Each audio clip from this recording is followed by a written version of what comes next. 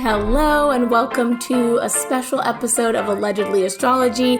Each week we'll be breaking down the astrology that happened during some of the biggest scandals and events in history. Dana, what are we covering on this episode?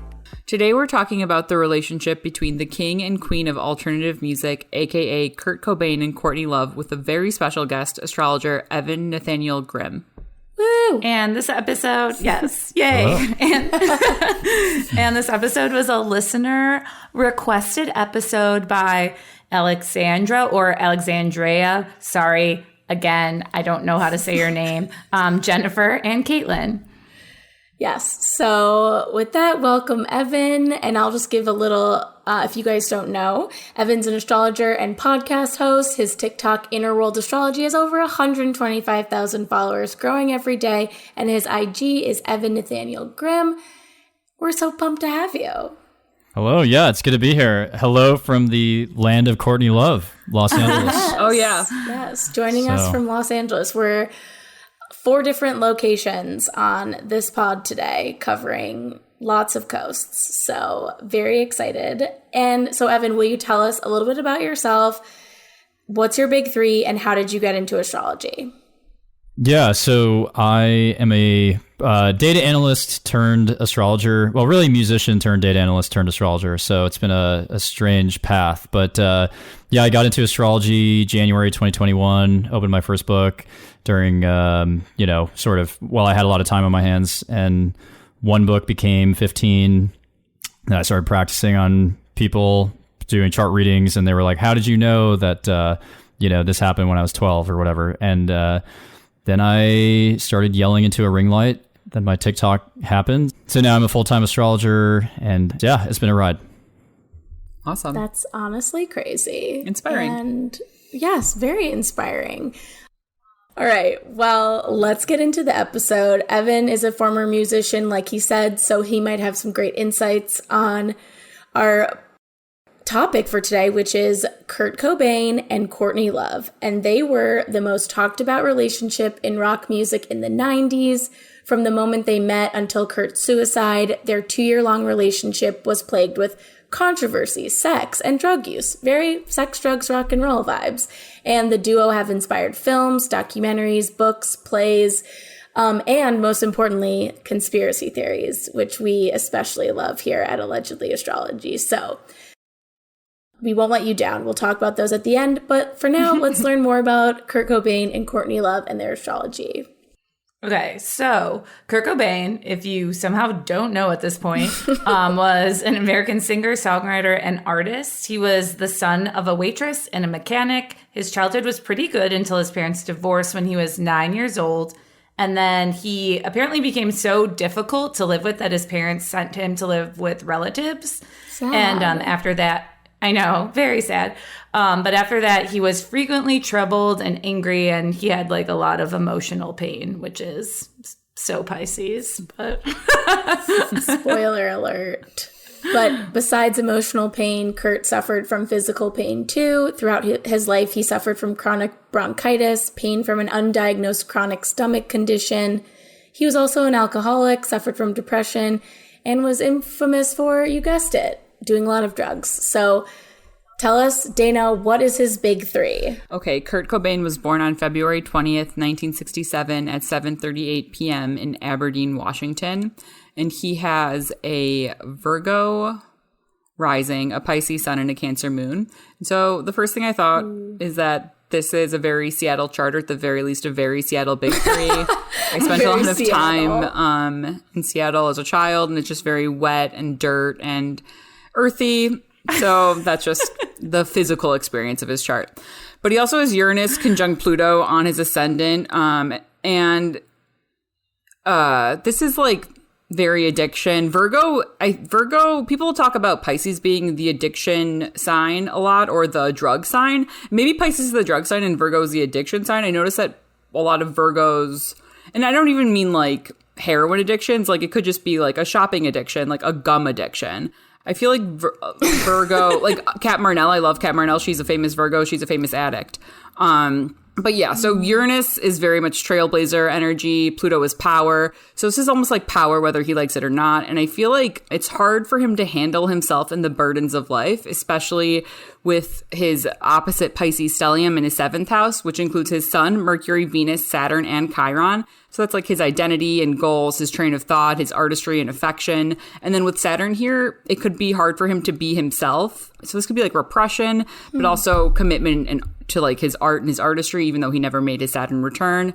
And then he has his Cancer moon in the 11th. So this is very much in his feelings for his large audience. The 11th is audience. And it's also, I feel like, audience growth post-mortem. He has his Jupiter is exalted here in Cancer, and it's stationed direct 28 days after he was born. So that would have been about within, like, at the time that we'll get into it later, actually. But just a little bit of a spoiler is that he's a member of the 27 Club for all of you uninitiated. And Jupiter being a major planet, it's almost like his growth, he was going to grow after he died. But yeah, anyways, also Mercury stationed retrograde 2 days after he was born, and Neptune stationed retrograde 3 days after he was born. Mars stationed retrograde 15 days after he was born, which means it eventually entered Libra at the end of his life. But for Mercury and Neptune, Mercury is already debilitated in Pisces, and in his 7th house, I feel like this can really affect the way he thinks about himself. The 7th house being the house of known enemies, and that's again where he has his sun and so many planets. And then Neptune is like famously the planet of addiction, so it just sort of really fits. Evan, what do you think? Yeah, I mean, I think that was spot on. I mean, the first thing I'm noticing about his chart is he definitely has that kite formation, so it's like very dynamic. Thank God for that opposition with the Uranus-Pluto opposing Saturn-Venus, because that's giving it some direction. But yeah, the Saturn-Venus conjunction is tough because that's self-consciousness around partnership and almost like feeling judged by others and wanting to marry for status. That's a really common Saturn-Venus conjunction. So I'm not surprised that he chose somebody who was also in the public eye. And I think that with Saturn, that can be your karmic undoing. Another thing that I'm seeing is, definitely the Cancer moon is ultra sensitive. And like from an element picture, he doesn't have any fire. At all in the charts. And no air, really, apart from the midheaven. So I see him as someone who's so mired in this like yin energy, which is so introspective and heavy. Like what happens to water? It falls, earth falls. He doesn't have any buoyancy in his chart. So I think, and even if you use my degree theory, 28 would have been a terrible year anyways, because Saturn's at 28 degrees. So even if he had gone to 28, maybe he felt that. 28 was not going to be great. But also, there's another huge artist from the grunge era. Billy Corgan has the same Uranus-Pluto conjunction on his rising sign. He's a Virgo rising too. So wait, okay. So he rented an apartment from my grandpa's best friend, and he painted the windows floor to ceiling black. And my oh, that's random. Which is very much Pluto, Uranus, I don't know, Virgo. Yeah. But wait, Evan, I want to go back really quickly to your 20. Can you expand a little bit on your 28 theory? Because we've never heard that. Yeah. I almost feel like I'm giving away a secret here. But yeah, so I, through many sessions and just doing my own research on celebrity charts, I've noticed that, some astrologers will use the Chiron degree and equate that to age. So it's like for him, Chiron's 24 degrees. So age 24 would have been his wound. But, a lot of astrologers kind of stop at Chiron. They're like, well, you can't really use the other planets to convert to the degrees, but I've done it. It works 95% of the time. So it's like your Saturn degree converts to an age when you feel pressure from society. Your Venus degree converts to a big relationship. So 26 for him. That's probably when he had his daughter, I don't know, maybe around that time at least.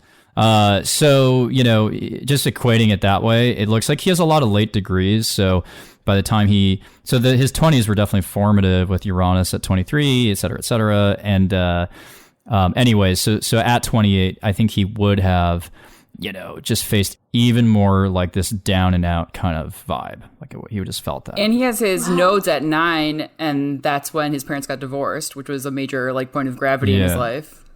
Yeah, exactly. That's a pivot point for him. Fascinating. So. Anything else chart-wise before we keep chatting astrology? I mean, there's a lot to unpack here, so. Yeah. No, let's go. Let's keep going. Cool. Okay, so in case you missed it, Kurt is famous for being the lead singer and guitarist of Nirvana. He gained worldwide recognition and brought grunge music into the mainstream. He's known as, and I know like we all joke of being the voice of our generation, or Lena Dunham and Girls was like, I believe I'm the voice of my generation. But he honestly is known as the voice of Gen X.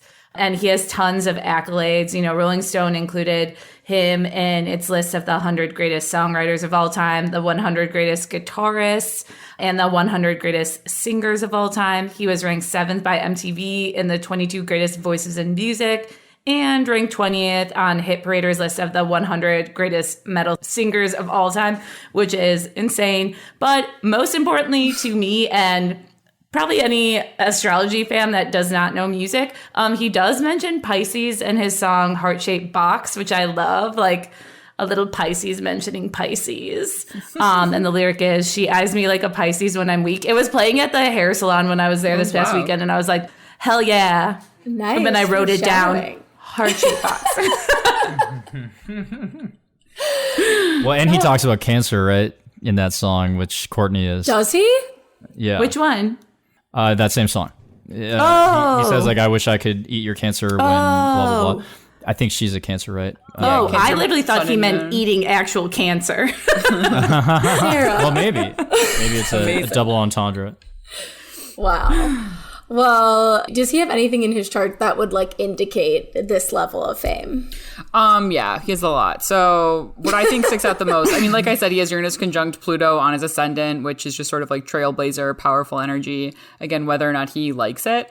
And then he has Jupiter exalted in Cancer in his 11th house of audience, which rules his like major Pisces stellium, which includes his sun, which is of course where he likes to shine, as well as his IC, which is where you come undone. Yeah, I think about the ascendant. Whenever the ascendant is on a generational planet, it's kind of like you're in the mix. You know, like if you think about a lot of famous people today, like Ariana Grande, you'll have like Neptune on the ascendant. Like that's super common. Or even like a fixed star, you know, in which case they might be an alien, by the way. But anyways. I love that. Also might be an alien. Is Kurt Cobain an alien? I would believe it. Does he have... I wonder if he has any fixed stars in here. Probably for sure I'm not does. sure. He has Neptune. No. His sun is 3 degrees away from like full malt. Oh wait, his moon might be. Yeah. Oh yeah, his moon's on Sirius. Oh wow. And Canopus. Yeah. Okay. So he comes from, in my opinion, right? This is just my opinion, but. He comes from the Sirius region of the galaxy. Fuck yeah. I actually, selfishly, I have Sirius on the ascendant, so I have a lot of skin in the game there. I have it on my book. But oh yeah, So are we all from that galaxy? I think so. That's why we're all here gathering. But yeah, I think that he came here to experience like lower vibrations and was sufficiently unimpressed, so he got out. Hey. Sad. I mean, I'm unimpressed, so I can't imagine. You have Neptune and Saturn exactly conjunct your ascendant, so that's not impressed I know, energy. I'm just perpetually unimpressed. But it wasn't just Kurt that was getting all the attention. Nirvana was a huge deal. They're one of the most influential acts of the 1990s, and honestly, like one of the biggest bands of all time. And they were only a mainstream act for 3 years, which is a very short amount of time. Like, right? We're not talking about the Beatles with like a super very longevity, the Rolling Stones that are still touring like 3 years, and everyone, maybe not, I guess I shouldn't assume everyone, but most people know that Nirvana is a very well-known band. But during their 3 years as a mainstream act, Nirvana received an American Music Award, a Brit Award, a Grammy, 7 MTV Video Music Awards, and 2 NME Awards, which is a big deal in the UK. And they had 5 number 1 hits on the Billboard Alternative Songs chart, 4 number 1 albums on the Billboard 200, named by Rolling Stone as one of the 100 greatest artists of all time, and the band was inducted into the Rock and Roll Hall of Fame, which is also a big deal. Oh my God, yeah. I remember like their MTV storytellers. It's like a super old episode, and I feel like I was young, like watching it, and I was like, wow, I don't know who this guy is, but he seems cool because his hair was like all in his face, and he was like singing like so aggressively. Sarah is also a Cancer moon, so I feel like you were vibing with the emo-ness. Teenage goth chick. Something that's also interesting is that he was known for his voice, which he had chronic bronchitis, like you said, and he has his rising in Virgo, which is a sign of health, and his is like corrupted by Uranus and Pluto, which I don't mean corrupted like he's a corrupt person. I mean just corrupted from the energy. Yeah. Sad. But interesting. Despite Nirvana just like crushing it and having so much fame and success, Kurt honestly wasn't that happy about it. He really resented the success and it made him really uncomfortable.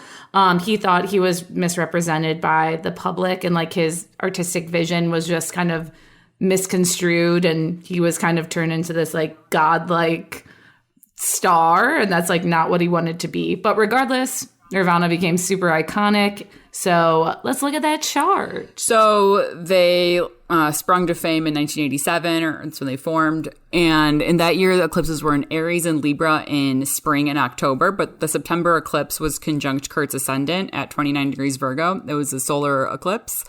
And the North Node was at 2 degrees Aries, which is 2 degrees away from the Aries point, which really has to do with like, well, you know, I think probably way more about degree theory and stuff than I do. But from what I know about the Aries point, it just sort of associates so much with like the public and sort of like resets.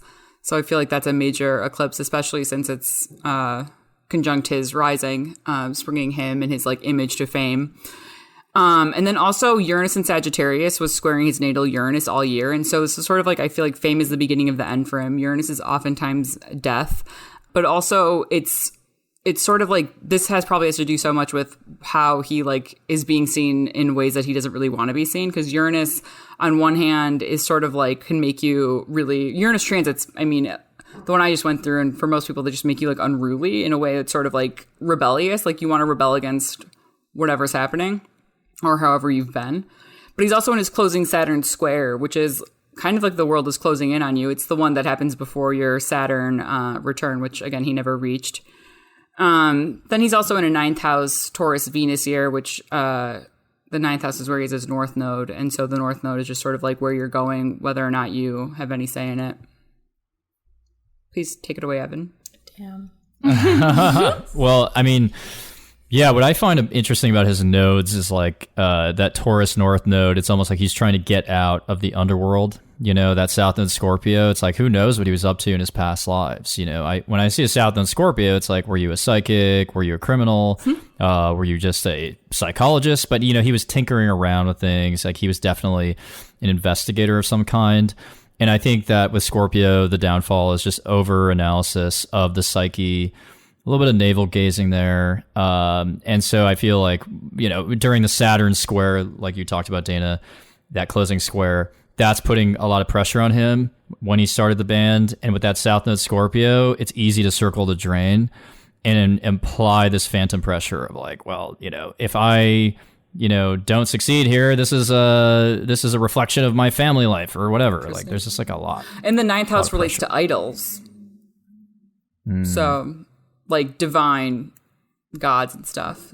The house of God. Who did Kurt Cobain in ancient astrology, at least. Well, he became an idol himself that year, which he was like. But I'm curious if he had any idols himself. I forgot who his like inspiration was or whatever. But I did read about it. I like forgot what bands though. But I don't know if he like idolized anyone. I feel like he was like too cool to idolize. Yeah, I was gonna say it doesn't seem like his personality.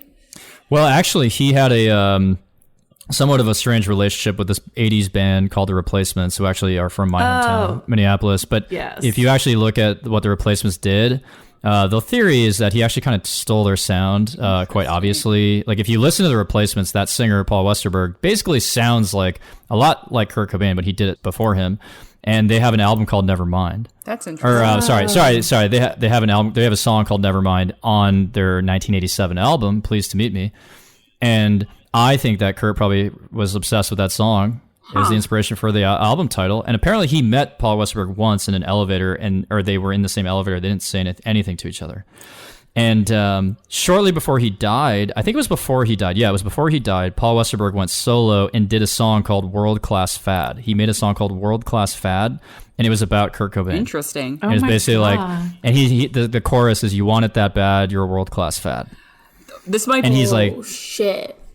Yeah. Well, I mean, I feel like this is a bit of a stretch, but maybe not really. Nothing is really a stretch in astrology. His midheaven in Gemini is sort of like, duplicating or copying, but the ruler of his midheaven is in Pisces, which is debilitated, making it like foggy, unclear, and he kind of became enemies with the person who he stole it from. Mm-hmm. Or, I mean, he made an enemy if he didn't, if he wasn't himself. So that's interesting. Yeah. Mm-hmm. It's like, and with all the Pisces, it's like he's a reflector. He's a reflector, and Pisces just embody. They have a loss of identity. Like Pisces struggle to keep the autonomous self because their boundaries are so porous that it's like a lot of Pisces I know, like they can't even maintain their identity at a party, right? So it's like, how are you supposed to do that? How are you supposed to do that when you're famous? Like he just, right. I think he just lost himself at a certain point. Yeah. No, that's super interesting. And yeah, I think that definitely fits.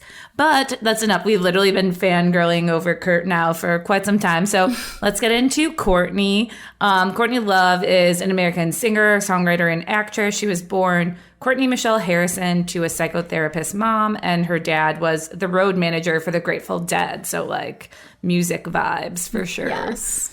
And she had a pretty rough childhood. Her parents had a very tumultuous relationship. And even during a custody hearing, Courtney's mom and her dad's girlfriend at the time alleged he dosed Courtney with LSD when she was a toddler. So pretty rough stuff. She moved around a lot as a kid. Her mom got married a bunch of times. She saw a lot of psychotherapists herself for behavior problems, and even spent some time in juvie. She moved abroad, then came back to the States to pursue an acting career.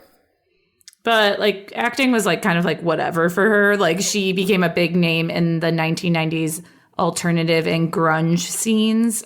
She was famous, and she was the lead singer of the band Hole, which I honestly really liked Hole when I was like in my light goth phase as a teen. Goth light.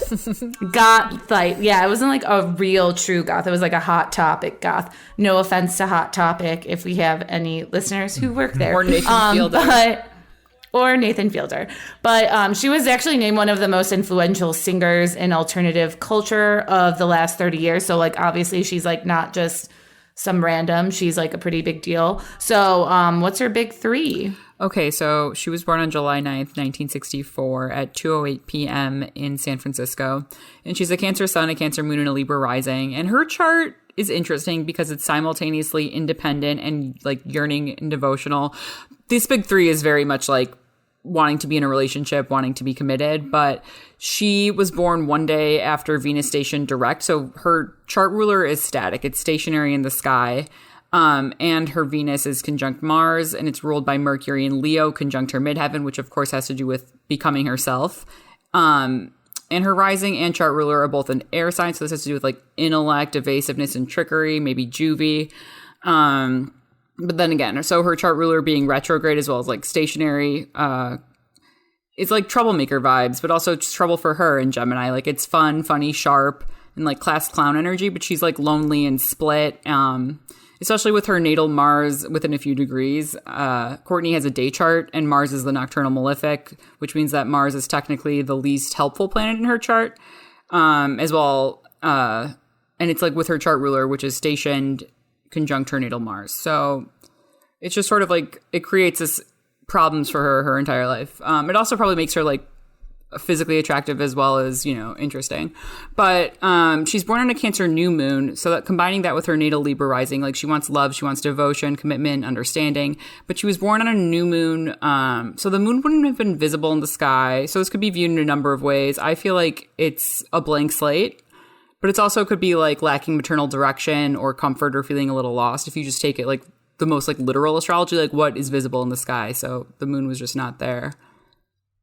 Mm-hmm. Yeah, I think of new moons as like they're just kind of open. They're just new to this whole like human existence thing, and so everything is fresh, and it's like their life is a process of trial and error almost. Love like that. there is like a little bit of naivete, but I when I look at her chart, I just see the chart of an ultimate deceiver.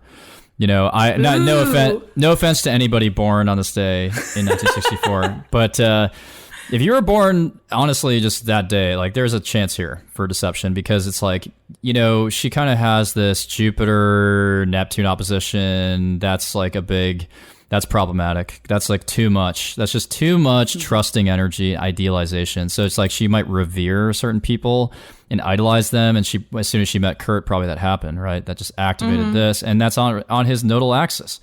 So it's like, wow, you are the path. You are the path to money for me in Scorpio Taurus. That's what it rules, is money. And also, you know, when I look at the 8th house, Mars and Venus, like you were saying, Dana, there's a lot of there's like some trickery going on there, and it's psychological. In this version of the chart, the Placidus, like it's like that 8th house is like very subversive. And you said her mother was a therapist. Did I make that up? Her mom was, yeah. Yeah, and I can see that in the chart. I mean, the parents are all over everyone's chart, but like, you know, the Mars, Gemini in the 8th, that means that someone is talking about trauma. Someone is talking about people's subconscious suffering from doing it for a living. So it's like that's the mother, and you know, I don't know. I think this chart is again very relentless too. It's ruthless. That Mars Pluto square, to me, that means that she probably committed she also might be a criminal in a past life. Like, I kind of think about it like, you know, if you give someone the finger and then they run at you, it's like obvious why that happened. That's cause and effect. But it's like you might have given the finger in a past life, and now someone's back to repay that debt. So that's kind of what's going on here. I feel like there is a little bit of a witch hunt. Oh, I love that. Oh, shit. And so that actually adds more mystery to the whole thing of what happened, which we can get to. Oh, but yeah. like, it just feels like naturally there would be a witch hunt. Yeah. But that Jupiter-Neptune opposition, I just don't like that. The Taurus-Scorpio opposition with Jupiter and Neptune kind of scares me, because it's almost like you're dreaming up a vast amount of wealth, and the Mars-Pluto square, you're willing to do anything to get that. Oh, shit. And Saturn opposite Pluto is very much like power struggles with the law. Like, Well, I can't wait to talk about the conspiracy part of this episode. Yes. So, you know, we've talked about each of them separately. Now let's get into how they met. And how they met is kind of iffy. There's like a few dates they kind of like bumped into each other a few times. But most people think they met in Portland at a club where Nirvana was playing. And allegedly, Courtney had gone to the show and developed a crush on Kurt. And they were both, you know, alternative famous at the time, like very well known each in the circle. And they had like a flirty, like mean banter thing happen that eventually led to them wrestling on the ground. So that makes sense. What was going on the night they met? Okay, so they met 2 days after a Cancer full moon in 1990. January 10th, 1990 was the full moon, and they met on January 12th in Portland, Oregon. And so... Interesting. Yeah, so they both have Cancer moons. Exactly, yeah. Thank you, Elise. No. Sorry. No. I like it. You're noticing shit. So the full moon is conjunct Chiron, which is like the wounded healer. And I don't know about you, Evan, but I noticed that Chiron is involved a lot when either people have like significant sexual experiences or like really like the feeling of like this love is real. And then like sometimes I'm like, okay, like you're delusional, but a lot of times it's like, no, this love is real. Like, I don't know if it'll be, healthy, but it's real, which applies to so many situations. Anyway, though. But so Kurt is in an 11th house Cancer moon year, making this like significant, a very significant lunation. The moon is his time lord. And then the Cancer full moon, of course, being really important. And then Courtney's in a 2nd house Scorpio Mars year, and she's in her Mars opposition. Mars opposition's really, I mean, what could be wrestling on the floor more than your Mars opposition with like the person you want to fuck? And then also Venus was retrograde, conjunct Courtney's Mercury and midheaven. I mean, IC. It was opposite Courtney's Mercury and midheaven. So it was conjunct her IC. So this is really like getting to the root of her problems. Venus is at 3 degrees Aquarius. Her IC is at 0 degrees Aquarius. And it's also the North Node was also in Aquarius. So it's sort of like pointing. This is like when you're going back to, I don't do much with past lives, but maybe, I don't know if you think this is at all significant, having anything like on the IC being maybe some sort of past life thing. But also just any sort of Venus retrograde period. I think since she was born during a Venus retrograde, and with Venus retrograde being her chart ruler will be significant in her life, especially since it's in another air sign. Yeah, I mean, I think he found his new mom. Oh. He found his new mom that day. Because Chiron conjunct the Cancer full moon, and the Chiron is on his natal moon, almost exact that day, I think. It's like, we all know that Kurt had tons of issues with his mother and his family, the splintering of that and wanting that. And I think that the Chiron Cancer full moon, we just had a Cancer full moon in January on my natal Chiron, so I get this energy. Oh, shit. So, there's an energy of separating, of cutting the umbilical cord, but I think he might have just traded moms. Yeah. And so, it might be getting a little too psychological. No, I love it. But I think that might have happened. But so also he's putting too much stake into this. She is 3 years older than him, so there is like a little bit of element of that nurturing. Probably. Well, and Saturn-Venus conjunction in his chart, like typically, yes, like people with that conjunction date older, and they often date people who have the qualities of their parents. They end up just dating their parents for the most part. Well, I think something too, and we'll get into more when we start talking about their synastry, but Kurt's mom was like very like much a feminist. Like he was known as a pretty big feminist, and Courtney was a very like strong woman. Like obviously she was very polarizing, but she was not one to fuck with. So I feel like that was probably something that like drew him to her. Something I sort of came up with today, which was something that I was just sort of running with in my head, is with like thinking about Uranus and Taurus, which could then apply to Taurus in general, is that there's like a wanting for like suckling at the teat with Taurus. And so him having his North Node there could maybe relate to that. And then I guess if I wanted some like astrological foundation for that would be that the moon is exalted in Taurus, and the moon, of course, being like the breast and then the mother. So there's just a little theory of... Yeah, I mean, also... Well, no, I mean, I think at this point we might as well roll with it, right? Yeah. But I think that his Pluto-Venus opposition in his birth chart too, like it's playing out in the realm of obsession. Yes. That Pluto Virgo opposing, and it's like almost paranoia. It's like, all right, I found my replacement parents. I'm gonna latch on, anxious attachment style, and I'm gonna assume basically that if you're talking to Billy Corgan, by the way, which was a love triangle at a certain point, it's like I'm gonna assume that you're about to leave me. Oh shit. She was definitely the pursuer, but like Sarah said, Kurt was drawn to strong women, but other people think that they were very easily attached because they both really had rough childhood. So there was an element of trauma bonding there. And according to a person close to them, this is a direct quote, they both had been outsiders. And even though they both had creative ambitions and they were both on the way to fame, living in poverty, growing up with neglect, which both of them had, I think that can't be overstated in how they bonded. So it's very like, the trauma bond situation with the two of them. And yeah, I mean, it's when you have that happen to you, it's really hard to have someone who, to be with someone who doesn't necessarily understand that, but it's not necessarily always super good for the relationship either. Yeah. Like, their relationship, I think, pretty objectively was pretty fucked up from the outside, but they both really did love each other according to like people that knew them. So let's look at their synastry. Okay, so Courtney's Saturn in Pisces is conjunct Kurt's 7th house sun, which is just like devotion and commitment, and then also sort of cinder blocks. And this is something I don't really... sometimes like I'll just have like a word that comes in my head. This is what came with it. And I don't actually, spoiler alert, think that she, was responsible for his death, but I do think that she sort of sank his ship a bit. And they also both have their moons in Cancer. Courtney's sun is conjunct Kurt's moon, and that's just really good for synastry in general. And I think it's good for, I bet there's some sort of past life thing there. Whenever your sun is conjunct someone else's moon, it's going to be like this person sees you for who you are and also like who you want to be. So it's sort of like that encouragement of like, you know what I mean? Like you, like if, especially with the moon being there, it's like the maternal encouragement, I would say. And then sort of like the feedback of the father as well. So it's sort of like this parenting relationship. And then her moon is conjunct his natal Jupiter, which like I said, is like, I think I've decided it's the most important planet in his chart. From my point of view, of course. But then Courtney's stationary Venus, again, it's stationary. It's like still. apparent motion, not literally in the sky, is conjunct Kurt's midheaven by like 1 degree, and Venus is love, and it's Courtney's chart ruler, so it's the planet that represents who she is in her chart. Like if she was like, like a game piece moving around a game board, that's her.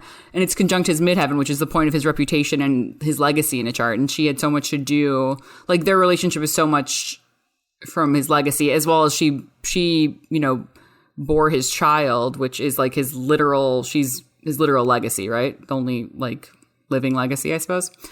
And then Courtney's Jupiter in Taurus is co-present with Kurt's natal north node, and Kurt's Jupiter in Cancer is co-present with Courtney's natal north node. And I just love dual activation like this. And it's also interesting because it's in the 2 signs that represent like home and love and like just commitment, security, devotion, like the dinner party signs, the signs who like want to wear a thick cashmere sweater and just like stay at home and by like the hearth.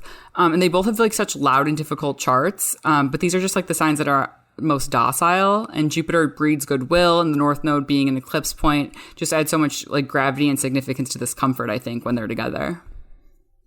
Yeah, that's a really good call out. I mean, I kind of feel like that's so domestic in the best way for them. But I think that, again, she's the master manipulator here. And I think that she sees his midheaven. And I mean, not that she literally sees it, right? Like, I don't know if she cares about astrology, but like subconsciously, you see the Gemini midheaven. You're like, that's where my Venus is.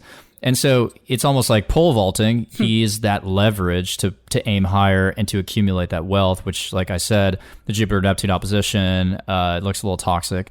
But, the Jupiter-Moon conjunction is like, one of the best placements in synastry, because it's like, it's hard to walk away from that. Like, even if the relationship is corrosive, it's like, I just feel good around you, and I feel accepted because Jupiter is generous. Jupiter is generosity and tolerance. So it's like, I accept you for all your sensitivities, because like Kurt's like, hey, look at me. I'm just a bunch of water. Yeah. Come home. I'm just a bunch of water. Yeah, I accept your Cancer moon. Yeah. And so I could see that there's a softness there, but ultimately, he does have that Chiron Venus Saturn conjunction in his birth chart, and like that is painful. That's about facing rejection in relationships. So, I think that eventually the net is that wins. Oh, sad. Well, after 4 months of dating,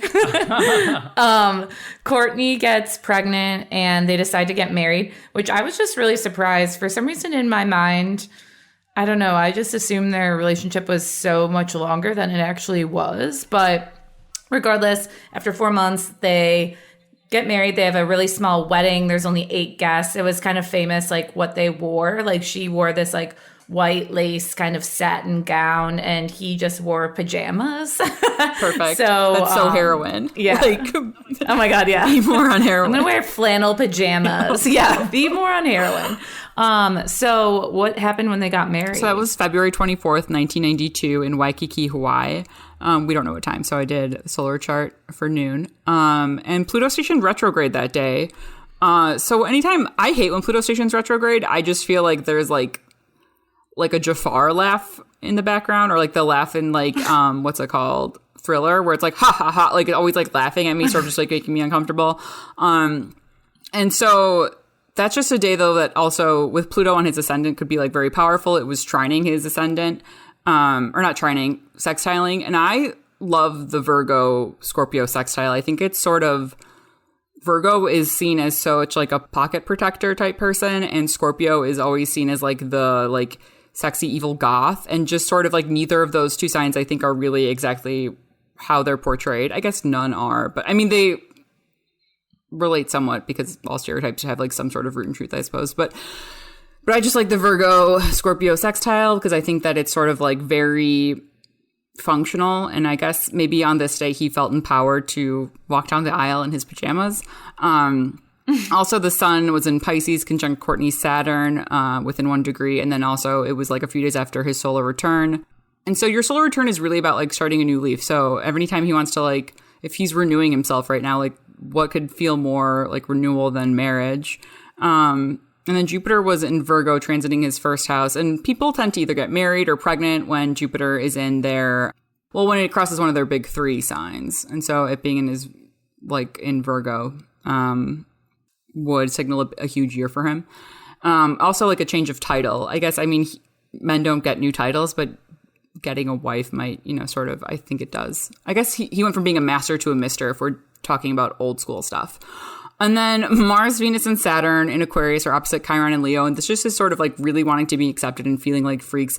Mars, Venus, and Saturn were in Aquarius earlier this year. And it sort of was like after a time when Venus was retrograde and we all just sort of wanted to be accepted. And also sort of it was in March when it was like cold. I mean, I know it's not cold in LA, but still it was just sort of like dismal. And I remember coming out of it in April, I felt so like renewed and fresh. And then having that opposite Chiron, which is Chiron and Leo just like wants to be able to be itself, is sort of very, it's just like, please like accept me. But it's also like an opposition will always be about relationships, romantic or otherwise. I also feel like Leo is the sign that will like if the last time a Leo receives validation from a parent or the father is like for like wearing like a unicorn top or like a certain pair of pajamas, like that just for some reason Kurt in his pajamas is very much Chiron and Leo, because Leo will sort of can lock into like the last time they receive validation from a parent and then sort of like live that out for the rest of their life. I think of Tinsley Mortimer from The Real Housewives because she's a Leo and she sort of has that energy of like very much still being a child. Yeah. I mean, I think the Mars, Venus, Saturn conjunction is commitment energy, but it's committing to pain. That's Chiron opposite. Boom. They're committing to Sad. a marriage defined by rejection and loss. And I think that this would be a very terrible day to get married. I would never suggest this day. I mean, I do think Chiron and Leo is almost like the inner child. When I see Chiron and Leo in someone's birth chart, and I've done plenty of charts for 1992, it's like, yeah, your inner child was probably shut out at some point at the degree of your Chiron, and you have to reclaim it. And once you do, it's healing. But a lot of Chiron and Leo people, they have stage fright and they feel like ashamed of their passions. It's really weird. But I think that, this commitment energy in Aquarius, it just feels a little too heavy or something. Damn, committing to pain. That should be the name of a song. But That's so emo. after the wedding. Well, trust the Scorpio. I didn't give my big three S's. Scorpio Sun, Scorpio Moon. Oh, I honestly thought that, but I didn't know if I just like zoned out for a second. Because when we talked to you before, you told us. So I was like, wait, because I know that you're very watery, but I was like, did he say it this time or did he say it last time? But I just wasn't sure if you were being a classic evasive and like, brilliant Scorpio about it, like, just getting away with not telling us. So no, I'm dramatic because all my Scorpios in the fifth house, and my Scorpio moon squares my Leo Jupiter. So if anything, I'm probably overly emphatic about my placements. But so Scorpio Sun, Scorpio Moon, Cancer rising. Right. Sirius rising. Scorpio Sun, Scorpio Moon, Cancer rising. Sirius water. So you got some insight into how Kurt might have been. And I've been seeing Nirvana shirts, by the way, for the last 3 weeks. Interesting. Really? Really weird. God, Every day when I'm on Los Feliz Boulevard running, I see a Nirvana shirt. Wow. It's crazy. Wild. Yeah. So LA of you, but but like Evan said, we're committing to pain. And after the wedding, Kurt gets extremely depressed. Like Nirvana is huge at this point. But Kurt really doesn't like the fame. We said this before. He just feels very uncomfortable with this idol status that has sort of been imparted onto him. He doesn't want to tour anymore. He slips deeper in depression, starts doing a lot of heroin. Sad. Yeah. And Courtney said at the time all he wanted to do was just like hole up in their apartment, do heroin, play guitar, and, drugs just start to become this destructive force in their relationship. Yeah, and they both enrolled in detox programs, but then they would typically end up checking out after a few days, going back to drugs. Courtney is said to have introduced Kurt to heroin, which we're not sure, but Kurt was really into drugs long before he met Courtney, so his addiction was very, very bad for a long time. But despite the fact that, they both did drugs, they did try and get clean when they had their daughter, Frances Bean. Yes, and around this time, Courtney stirs up a lot of controversy because she does an interview for Vanity Fair, and she tells the reporter that she had done heroin when she was pregnant, which is like... the least chill thing to do, you know? Someone media train this woman. Yeah. But obviously she's the media starts untrainable, though. freaking She's like out. feral. Yeah, she's untrainable. She Yeah. is feral. They want to know if the baby was born addicted to drugs, and then this article causes them to eventually lose custody of Francis temporarily. And so what was going on when this article came out? So the article came out on September 1st, 1992, and on August 27th, 1992, there was a new moon in Virgo. And it was exactly opposite Courtney's natal Saturn in Pisces. And like Virgo analyzes and is exacting, and Pisces really just free balls it. So, but Saturn's also the planet of discipline, and anytime there's like an opposition, it's like you have to watch out. I wouldn't go running my mouth with a new moon opposite my Saturn. I probably have, though. But also Mars in Gemini was conjunct Courtney's natal Venus retrograde, which is also her chart ruler again. And this is during her Mars return, Mars being the lesser malefic and Saturn is the greater malefic, and both are being activated by hard aspect in her chart when this happened. So I guess if I were media training her based on astrology, I would have said, stay inside at this time. Don't talk to people, you savage. But she's also in a fifth house year, which is the house of children, and her time lord was Saturn. So activating her natal Saturn, the planet of discipline, in Pisces, the sign of escapism, this all really tracks. She's talking about doing drugs. She's getting disciplined for it. And everyone knows that like Uranus oppositions are the common thread of our breaking news charts. This one doesn't have one. However, Uranus was in Capricorn, conjunct Neptune, the planet of intoxication, and it was opposite Courtney's sun and both her and Kurt's moons. So it's her identity. It's what she's, known for. Yeah, there's just too much Virgo in the sky this day. It's so critical. It's so perfectionist. It's like, honestly, even if she had admitted something much lesser, it still would have been a thing. Still would have been a story.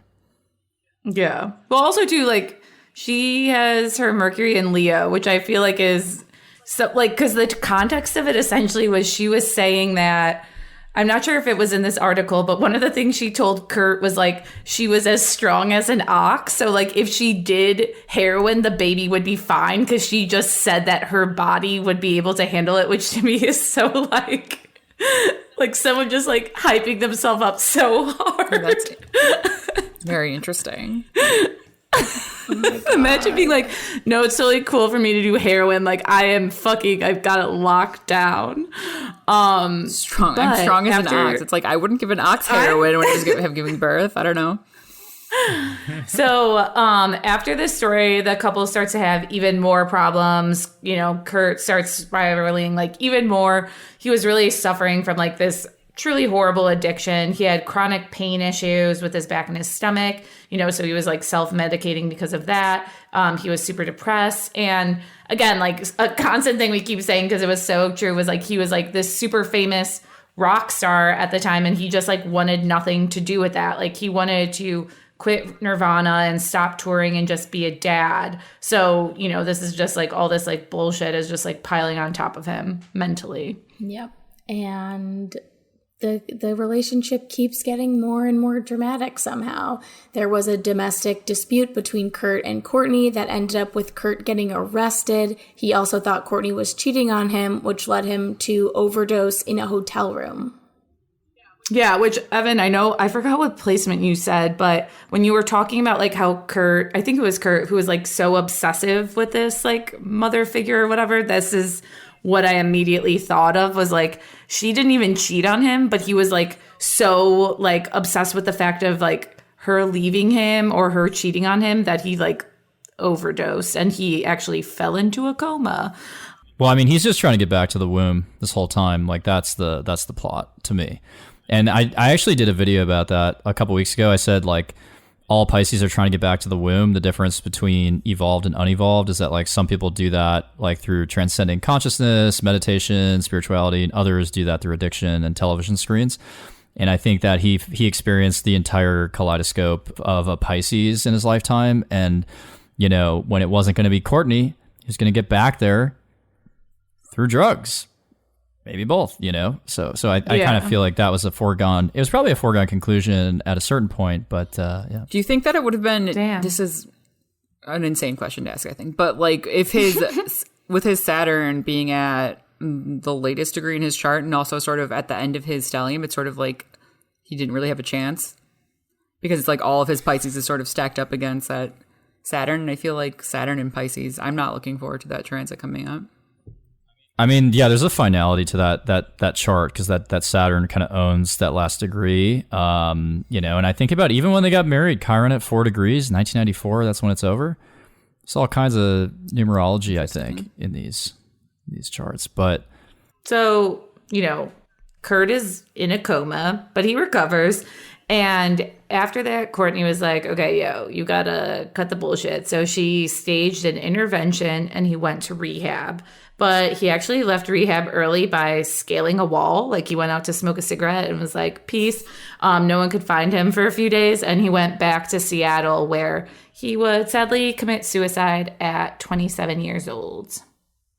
Yes, and he was missing for a bit at this time, but his body was found 3 days later by an electrician, and it was determined he died by a self-inflicted gunshot wound to the head, and a high concentration of heroin and diazepam were found in his body. So what was going on the day that he died? Okay, so that was April 5th, 1994.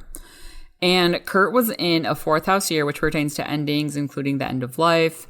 And on this day, Mars was exactly conjunct Mercury at 23 degrees, exactly conjunct his natal descendant. Mercury is his chart ruler, so that's him in his chart. And Mars is war. It's like self-destruction, and it reminds me of the Lana Del Rey lyric, "There's a war in my mind."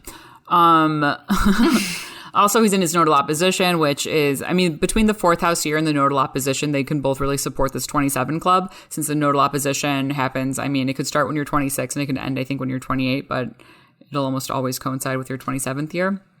And so the North Node was exactly conjunct his natal Neptune in Scorpio. And Scorpio is the sign of death and destruction, and Neptune is the planet of intoxication. So it's sort of very much overdosey energy with that. He's also in his progressed lunar return, and his progressed midheaven is conjunct his natal moon. But it's so his natal moon's at 13 degrees and his progressed midheaven is at 15 degrees. So it's almost sort of like if this moon is him or him going back to the womb, it's sort of like he's already outlasted his stay almost. Kind of like in tune with what Evan's saying, which I think is really interesting. And then his progressed Jupiter, again, like I said earlier, was stationing direct in his chart. So I just feel like this is really completion since it rules that huge stellium he has. And since it's sort of exalted in Cancer, like it's stationing direct is sort of like we're still like we're going back. Like it could have been maybe he had completed it. I also sort of feel like if he was already made to be such a god again with that North Node in his 9th house, this is sort of him sort of like solidifying his god-like status as like dying early, right?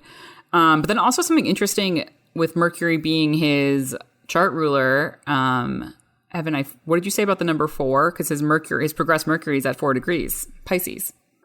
Well, yeah, I mean, it's kind of to me like I was just kind of connecting it to 1994. Oh, yeah. I don't know. I feel like it's maybe a little too myopic, but I do think that the Mars, like in his progressed chart, you know, when I think about the death chart, it's not always a guarantee that someone would pass during the certain type of transit, but like I've noticed that a lot of people pass when the moon like opposes their Pluto in their progressed chart, like the progressed moon opposes their progressed Pluto.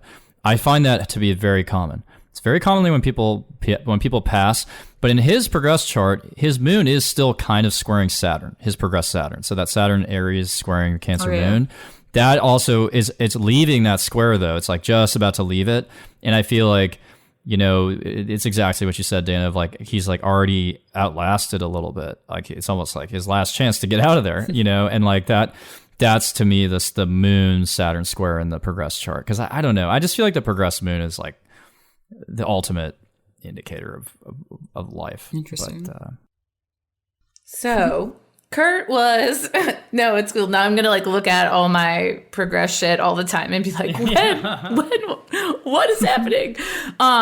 So Kurt was, remember, like I was going to say roll call. I don't think that's like the appropriate thing, but refresher, like Kurt is like a fucking huge star. He again is the voice of like this emo, like don't give a fuck generation, Gen X, when he died. So when news broke, people like freaked the fuck out. Like there was an increase in like suicide crisis calls after his death. Like people were like afraid that all these people were going to like copy what he did. So he really affected like a lot of people. Yeah, thousands of people went to a public vigil for him in Seattle. Within a few hours after his death was announced, people went out and bought Nirvana albums literally everywhere. Stores all over the country were sold out. It was pretty crazy the impact he had in, again, a short span of fame.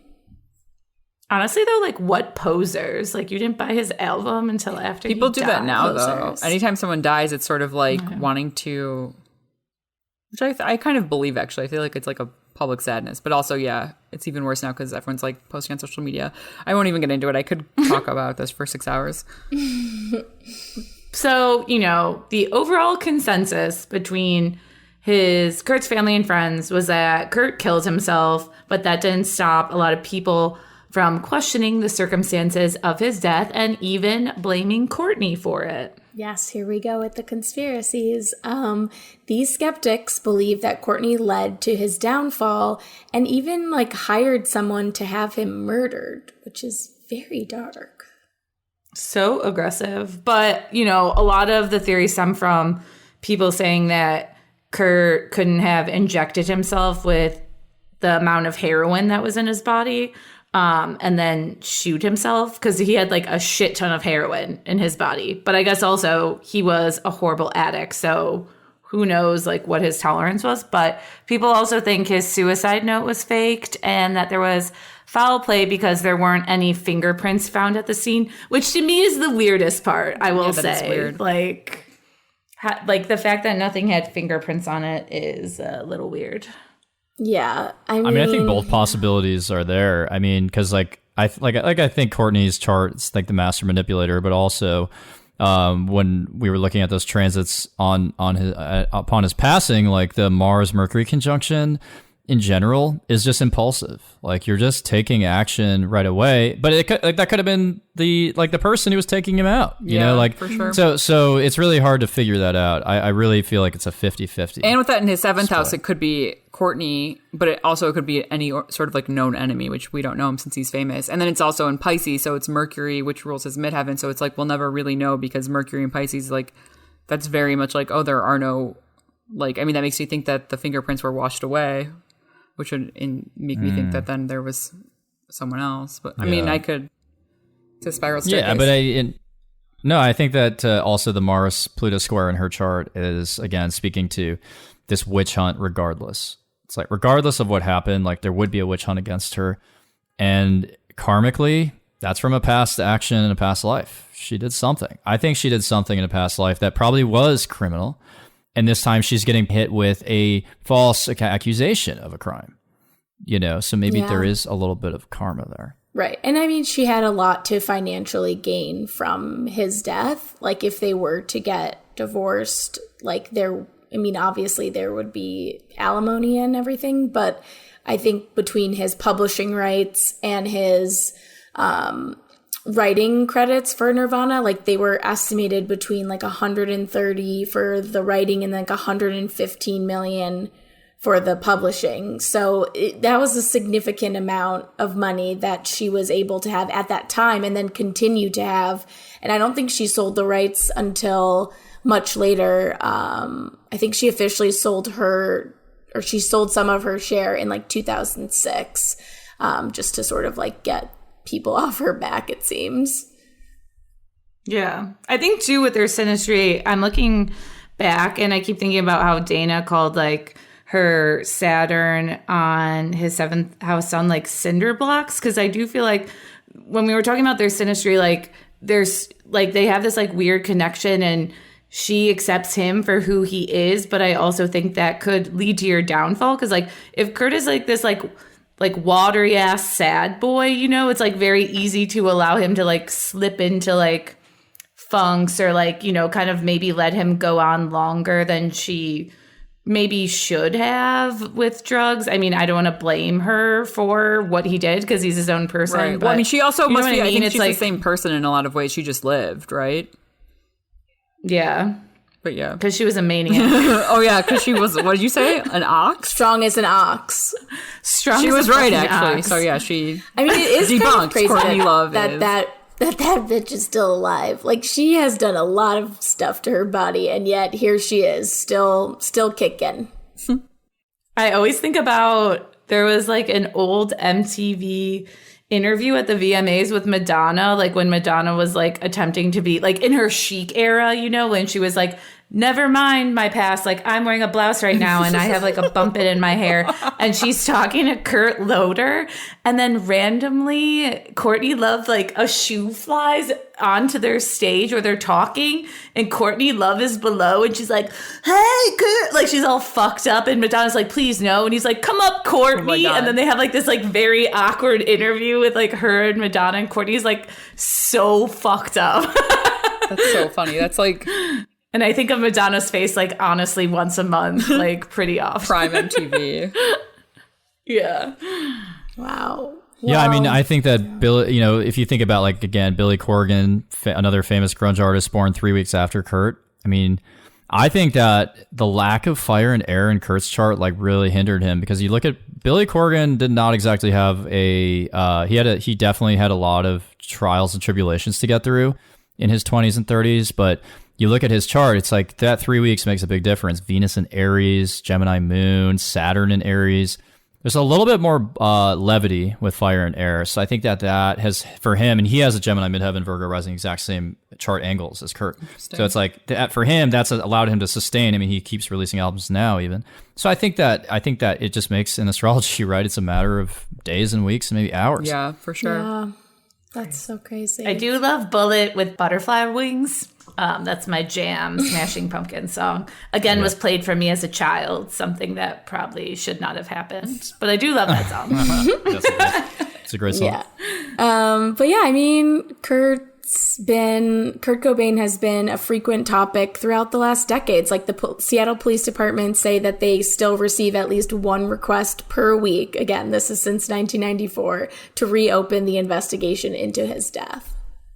And even as recently as April 2021, the FBI released these previously archived, never before seen, like it was a folder with evidence from Kurt's passing. The file showed some letters and faxes from people saying that they believe the cause of death, being called a suicide, was a rush to judgment. And basically the FBI was like, hey, homicides aren't in our jurisdiction unless it's somebody saying like, the homicide was like handled wrong and we don't see it being handled wrong, so we're not going to investigate it, which for real is like the weirdest thing to do, you know, like I don't really understand why they released this, but what was going on when they did?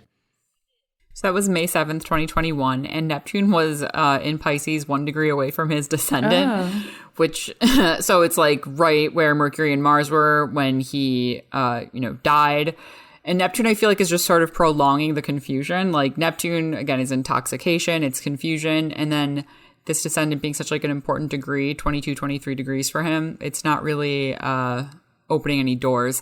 But then Saturn conjunct his progressed IC in Aquarius. This is sort of like, all right, well, we have to let the people know even if there's nothing here, because Aquarius is the people, Saturn being like, I guess it's time to open this shit up. And then, wild enough, he was in his second progressed lunar return when he died. His progressed moon was at 9 degrees Cancer, and when the records were released, his progressed moon was at 7 degrees Cancer. So it's sort of like really lining up in terms of like, if you think of, so I'm looking at like a triple chart, a tri-wheel, if you will.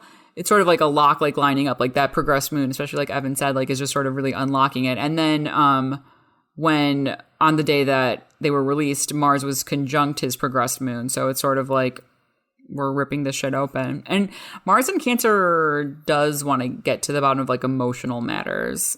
And then also the North Node is transiting his 10th, so with Mercury. And it's sort of like, and by this time Venus had also, his progressed Venus had entered Gemini. So Venus being the exaltation of Pisces, which is such an important sign for him. And then having Mercury and the North Node transiting his 10th house or by his midheaven. It's sort of changing his legacy, although it really didn't do much. Yeah, nothing was said. It was like faxes that were like, and then an FBI person being like, sorry. Yeah, so that Neptune on the descendant, I feel, is primary here at least.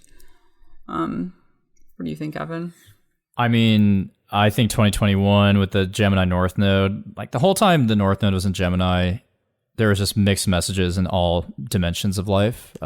So Yeah, for sure. It's really hard to get a hold of the truth, and I don't know. Yeah, so I think that it's certainly there's certainly not a closure to that story, to this story.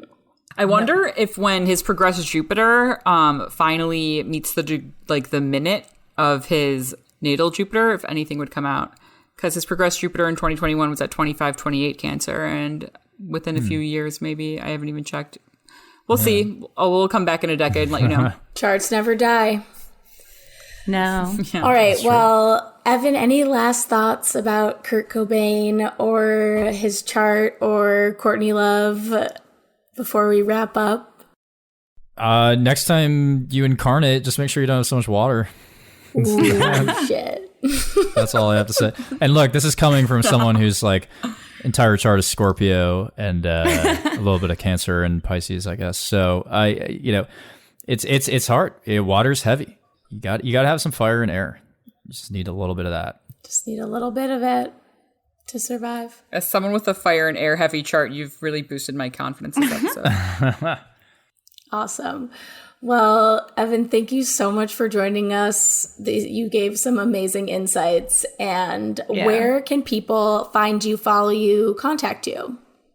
Yeah, you can check me out on TikTok at Inner Worlds Astrology, or my full name, Evan Nathaniel Grimm. Same with Instagram.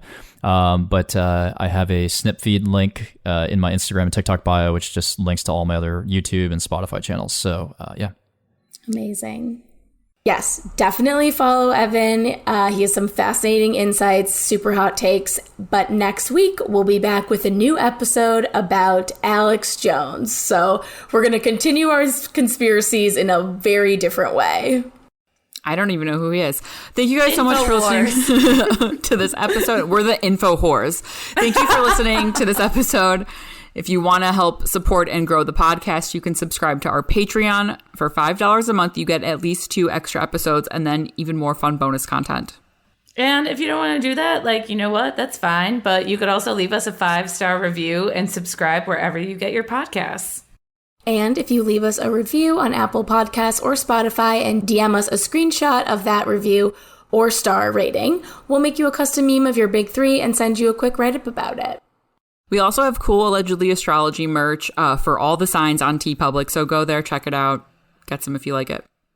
And obviously follow us. We had a really big Nathan Fielder meme moment. I would go look at it. I still look at them and I know what all the memes are. So go there. It's on Instagram and we're Allegedly Astrology there, and also on Reddit and Hey Hero and TikTok, and Allegedly Astro on Twitter. And you can visit our website, allegedlyastrology.com, to learn more about us and the show and book a reading with me, Dana, and to check out some of our charts and transcripts from select episodes. With that, I'm Elise. I'm Dana. And I'm Sarah. And this is Allegedly Astrology. Bye. We don't know who killed Kurt Cobain, possibly. But maybe we do. Maybe we do, maybe we don't.